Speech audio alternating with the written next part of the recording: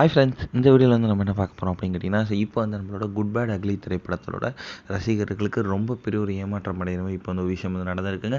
இந்த ஒரு விஷயம் தான் ரசிகர் மத்தியில் ரொம்ப ரொம்ப ஒரு சோகமான விஷயமாக போயிட்டுருக்கு. ஸோ அதை பற்றி அந்த வீடியோ நம்ம டீட்டெயிலாக பேச போகிறோம். இப்போ வந்து தமிழ் சினிமா முன்னணி நடிகராக இருக்கிறது தான் நம்மளோட தல அஜித். ஸோ இப்போ வந்து அவரோட நடிப்பில் வந்து அடுத்ததாக வர போகிற திரைப்படம் தான் குட் பேட் அக்லி. ஸோ இப்போ வந்து அவரோட நடிப்பில் கடைசியாக விடாமுயற்சி அப்படின்ற திரைப்படம் வந்து கடந்த பிப்ரவரி மாதம் ரிலீஸ் ஆச்சு. ஆனால் வந்து அந்த திரைப்படம் வந்து ரசிகர்கள் நினச்ச அளவுக்கு வந்து பெரிதாக ஹிட் ஆகலை அப்படின்னு கண்டிப்பாக சொல்லி ஆகணும். இப்போ வந்து நம்மளோட ஏப்ரல் 10ஆம் தேதி நம்ம தல அஜித்தோட குட் பேட் அக்லி திரைப்படம் வந்து திரைக்கு வர இருக்கிறது. ஸோ இந்த திரைப்படத்துக்கான ரசிகர்கள் ரொம்ப ரொம்ப ஆவலாக காத்துட்ருக்காங்க.